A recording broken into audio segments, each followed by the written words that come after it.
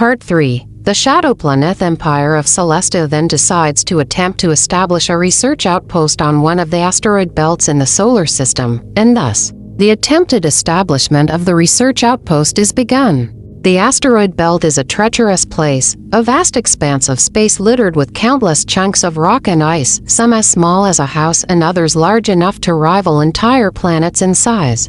The asteroids orbit the Sun in a haphazard path, occasionally crossing the orbits of the inner planets and presenting a grave danger to any spacecraft unfortunate enough to find itself in their way. It is here, among these celestial bodies, that the Empire of Celestia has chosen to establish its research outpost. The site, selected for its relative safety and proximity to the asteroids, is a hollowed-out asteroid itself, its interior carefully carved out to create living and working spaces for the scientists and support staff. Giant machines and equipment line the walls, humming with power as they extract precious metals and other resources from the surrounding asteroids. The airlock door hisses open, admitting a team of engineers and construction workers.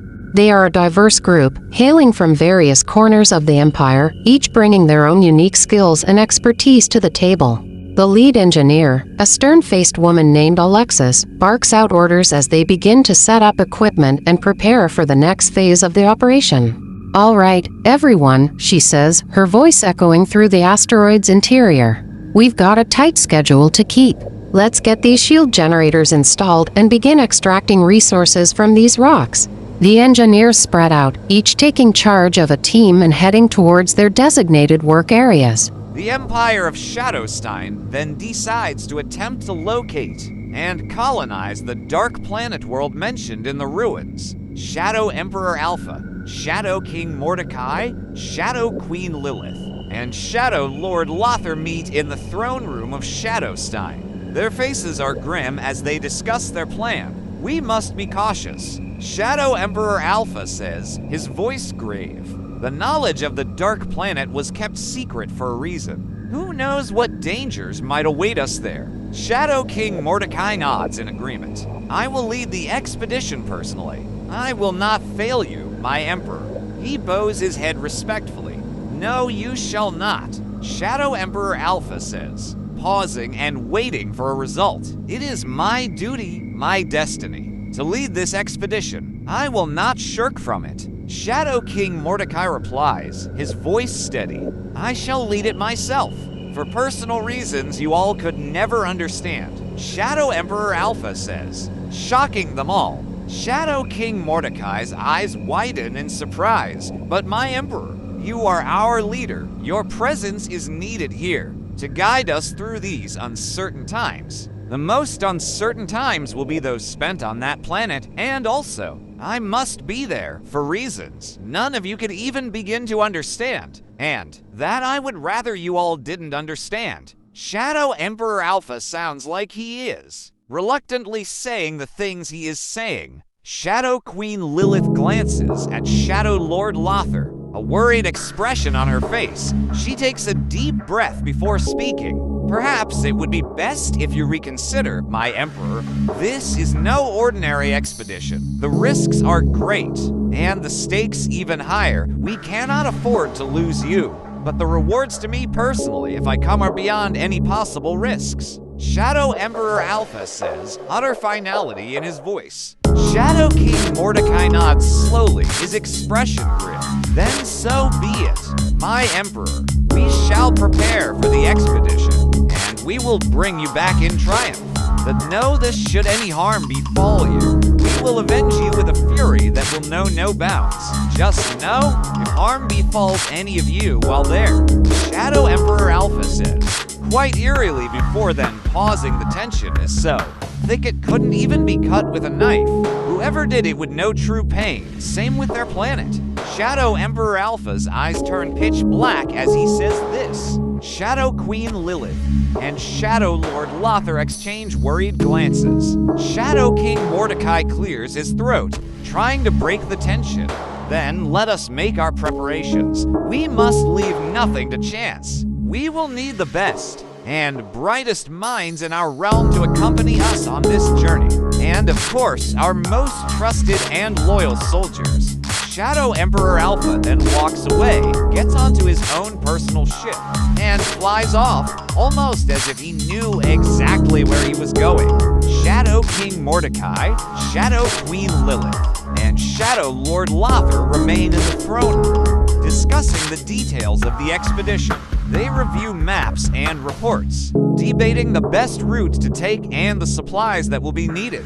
Meanwhile, Shadow Emperor Alpha arrives there and approaches an altar of pure darkness and then performs a ritual, transforming the Shadow Stone into what he christens the Dark Stone, the most powerful dark relic currently existent in the entire universe. So, you have finally found it. A disembodied voice echoes from the shadows, making Shadow Emperor Alpha turn around. You have taken the first step. A tall, cloaked figure materializes before him. You are now ready for the final confrontation. Oh, it's you, Shadow Emperor Alpha says in annoyance, much to the cloaked figure's utter confusion at Shadow Emperor Alpha seemingly recognizing him. What do you mean? It's me, the cloaked figure asks, annoyed.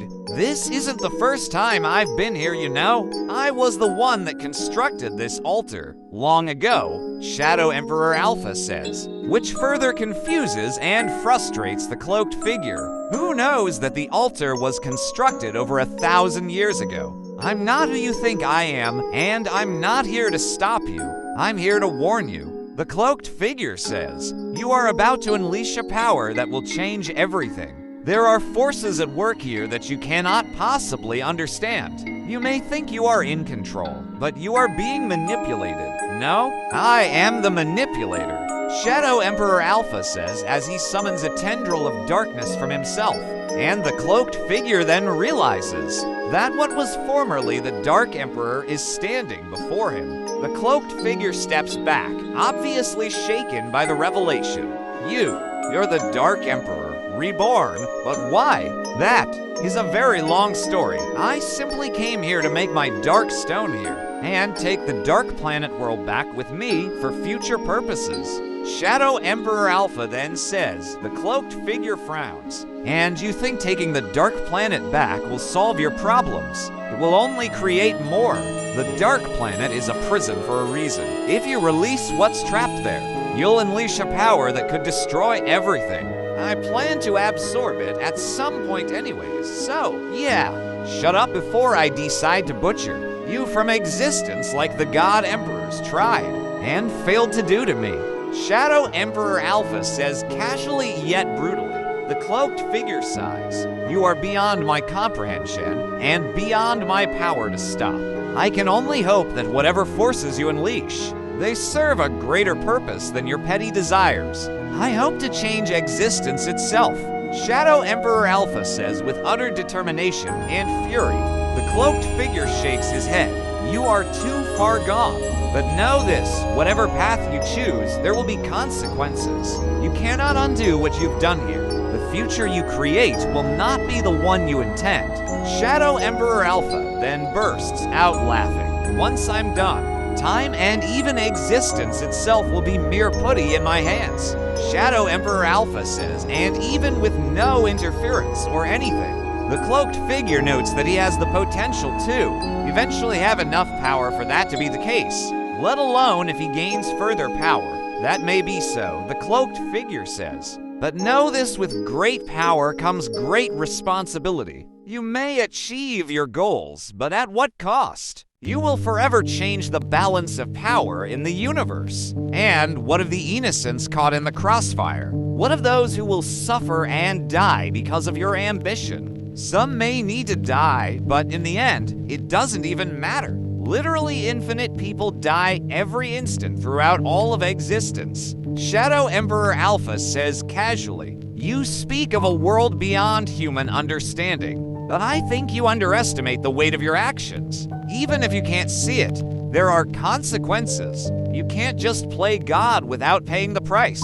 You should have said that to the God Emperors, but their power is long since broken since I shattered the sacred relic, Shadow Emperor Alpha says. And the cloaked figure is shocked to hear that the sacred relic was shattered. And even if it was, you're no different, the cloaked figure replies. You think you can play with powers beyond your comprehension and not be consumed by them. You think you can manipulate the universe and not be manipulated in return. You are a fool, Shadow Emperor Alpha, a puppet dancing on the strings of forces you cannot even begin to understand. That is only something a puppet would believe, Shadow Emperor Alpha says, completely breaking the cloaked figure's mind and perception of reality with one single sentence. The cloaked figure looks at Shadow Emperor Alpha, seeing not a mere mortal, but an individual who has transcended reality itself. Someone who has become more than what he was meant to be. Someone who has defied the very laws of existence. There is a spark in his eyes, a determination that burns brighter than any star, and a knowledge that spans eons. He is no longer just Shadow Emperor Alpha, but a being that has become something greater, something more terrible and wonderful than anything the universe has ever seen. Shadow Emperor Alpha then hops back into his ship and flies back to the solar system, bringing the dark planet world with him. The cloaked figure watches the Shadow Emperor Alpha depart, his heart heavy with the knowledge of what is to come. He knows that he has failed in his task, that Shadow Emperor Alpha will continue on his path of destruction and chaos. But even as he despairs, he also feels a sense of awe and wonder at the magnitude of what has transpired.